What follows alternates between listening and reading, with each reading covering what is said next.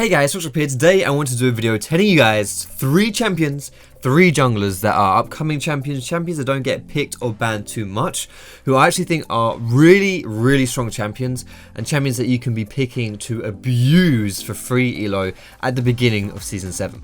So with the beginning of Season 7, if you, like any other sane human being out there, don't want to go 0-10 in your placements and get put in Bronze 5 and have to climb all the way out from the bottom, you probably want to get off to a good start. And how do you get off to a good start? Well, you're going to be picking some things that are going to be good for getting you that juicy elo. So that's what's on the menu today. How about I tell you 3 junglers that are easy to play, simple to play, hard to muck up on, and very effective for solo queue, bonus points being that most people don't really know how to play against them either. Today for this video we're teaming up with our friends over at Pro Guys who are helping me with the editing. I'll put a link to them down below in the description, and if you're interested in taking your game to the next level, if you're serious about improving, I'd recommend that you check them out. There's loads of tools to help you out, such as guides from pros and also being able to talk one-on-one with high rated players to ask them questions. So before we get started, I want to say that I actually have full gameplays of every single champion that I'm about to mention now, so if you want to see more details of them, see him in action,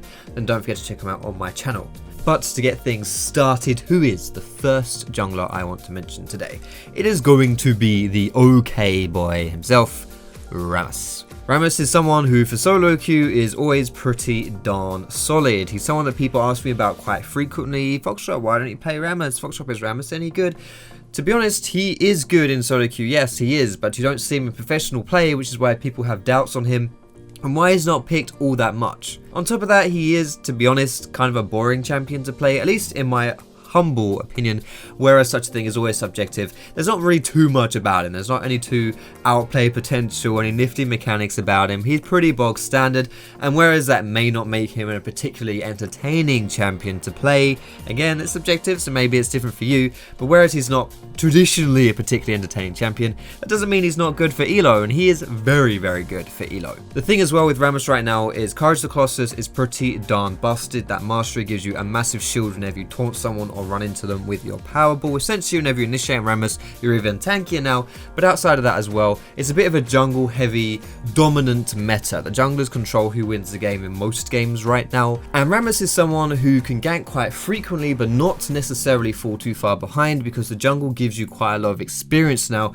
especially those AoE clears, which Rammus is quite good at because he presses W, and that Thorns effect makes it really easy to clear those AoE camps with his Cinderhawk as well. So essentially you've got a really heavy gank orientated jungler who transitions into being a really strong tank later on in like the mid game and specifically the late game as well, and is someone who just runs down the enemy carries and makes it really hard to play against him. Like if you're an enemy carry against Rammus, you're going to have to buy Quicksilver Sash, or you're pretty much going to be donezo in those late game team fights, especially if Rammus has his flash up. And that by itself is really good for you as the Rammus player, because even if someone buys a Sash against you, it might be frustrating, but you can think of it in a positive way, because they spend all that gold just to nullify your taunt, which is gold they've not spent getting extra damage, making them more effective overall. If you are interested in these gank heavy champions who are also very tanky as well, then I would definitely recommend Rammus. You should especially pick him in teams that are AD focused, because Rammus loves to stack AD and he's very good against auto attack champions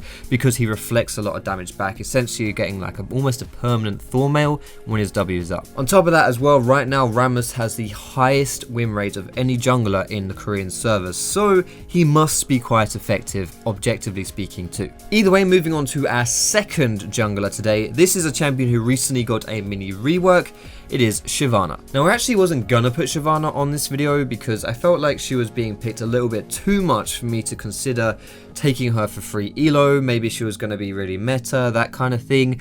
But I think that was just because she recently had her rework and people were testing her out. And after that's died down, the hype from that's died down a little bit, she's actually not being picked all that much right now. Again, like Rammus in Korea, she's very strong. People like to go the Blood Razor into Frozen Mallet build, which seems to be very effective at just chasing people down, being a big beefy object in the enemy's face, while also being able to stick onto people because of that permanent Frozen Mallet slow. Shyvana overall is a champion who is very good at dueling enemy junglers. Not only that though, she's very good at clearing the jungle too. Those are her two biggest strengths. She does a lot of damage if you're dumb enough to stay in her face. So if the enemy jungler gets too close to you and you can chase him down, you can pretty much kill him. It's hard to imagine a matchup where Shyvana doesn't win that 1v1 unless, you know, you get too low clearing and someone stumbles across you on like 100 health. You should be fine. Outside of that, of course, she does clear very fast. She has a very good mix between AoE clearing with her burnout going on and also good single target clearing because her E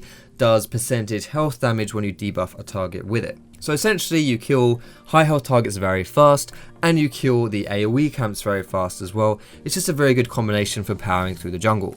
And with the jungle being in the state that it is right now, it gives you a lot of golden experience for clearing the jungle. So people who can clear that jungle very fast are quite powerful, they can benefit from that quite well, and Shyvana does that better than anyone else. On top of that, you also have objective control, which Shyvana is very good at too. Like I mentioned, her E does percentage health damage onto targets, so you slap your E down on Dragon or something like that, or even Rift Herald, Baron, and you can take it pretty fast. Combine that with the fact as well, you'll be buying Blood Razor, which is very good at taking away objectives because it gives you that sustained damage, which is what high health targets need to take them down. Shyvana is just the queen at taking away objectives and controlling that jungle. If you want to counter jungle on Shyvana, she's very good doing that as well, of course. Like I said, she's good at clearing, so you can just apply that into the enemy jungle as well. And on top of that, she's very safe at counter jungling, because not only is she fast at clearing, but she can 1v1 pretty much anyone like I mentioned, and she can also get in and get out with pretty much ease. She's very tanky, so she doesn't have a high risk of dying, and she's very fast because when she presses W, she zooms like Sonic. Essentially, if you're looking for more of like a bruiser play, but also you really want to get in the enemy jungler's face and really control the jungle, not necessarily through ganking, but more about controlling the pace of the jungle, limiting what the enemy jungler can do, power farming for yourself, then Shyvana is a really solid choice for that. Now, before we get on to the last video, boys and girls, I just want to say I really thank you for watching this video so far. I appreciate you guys checking my videos out. YouTube's been a bit funky recently. My videos haven't been going out to all of my subs. My sub boxes are not going out there. They're not reaching as many new people either, so views are being down. It's been a bit of a tough time really here on this channel. And if you are enjoying it, do hit me with that thumbs up. Not only does it make me feel good that I've made good stuff for you, but apparently as well, that's the kind of stuff that helps my videos get put out to more people. The more likes, the more people will see my videos. So if you want to help me out from that perspective as well, I'd really appreciate it. But either way, with all that out of the way, you guys don't care about that, do you? You just want to see what these 3 champions are, don't you? Well, number 3 on this list, it is Twitch. I never really thought I would put Twitch as like a hidden OP jungler. He was a bit of a cheesy jungler last season in season 6. He wasn't particularly good, but he could work. You take red buff and at level 2 you just gank mid and do a cheese gank like that and hope to snowball the game. But you pretty much always fell off and you're almost always useless compared to the enemy jungler unless you snowballed really hard and you put a lot of weight on your allies to kind of carry that snowball off as well. But now Twitch isn't really like that. He can still be as cheesy as he was before. A level 2 red buff gank is something I still really recommend on him, but you don't have to do that either. Twitch is someone who actually can get through the jungle quite easily. He's someone who benefits from the fact he can just take a few jungle camps here and there and still catch up in levels compared to the other people in the game. But also on top of that, he can just gank, and he has ridiculous damage combined with his passive, his red buff. It's just, yeah, that's crazy. Like, I've been playing a lot more Twitch jungle on my stream account. When I'm streaming, I like to play him a lot. I've been having a lot of fun playing him, but more specifically, the last time I played him, I think I went like 12-0. So if I can go 12-0 on someone, then I'm pretty sure you can carry with him too. Another great component about Twitch is that he is a pretty hard carry jungler too, because you do just transition into the late game as essentially another AD. Twitch is one of the strongest AD carries bot lane right now as well.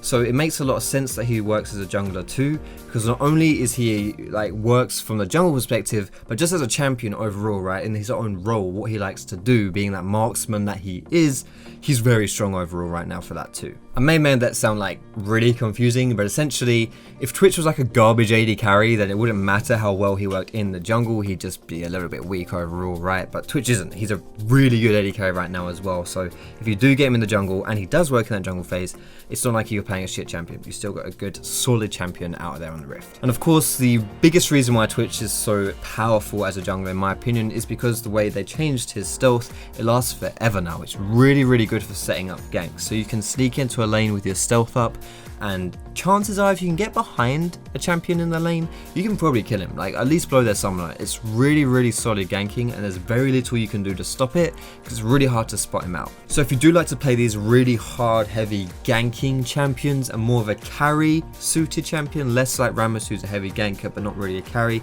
more carry orientated, and Twitch definitely is a good choice for you. However, that is a pretty big weakness of him. He isn't tanky, so if you get caught out of position, you can die very fast, pretty much with any carry, of course. And on top of that as well, if you do fall behind and you're against some strong tanks who do get ahead, specifically bruisers as well, you're going to have a really rough time. But generally speaking, it's kind of hard to fall behind on Twitch because you do have really solid ganks, like I said, and once you get that blood razor, your clears are really solid too, so you can always find ways to catch up and to get back into the game. But yeah, that's what I want to say for this video, boys and girls. I hope you enjoyed it. If you did, of course, feel free to hit me with that cheeky thumbs up down below. You can subscribe to me for League of Legends content just like this. You can find me on Facebook, on Twitter, and catch me streaming at twitch.tv/Foxdrop. Don't forget to go check out my second gameplay channel as well for new, fresh, hot, dank gameplays every single day. Most importantly, boys and girls, thank you so much for watching. Have a great day. Good luck on your Season 7 ranked climb, and I will see you in my next video.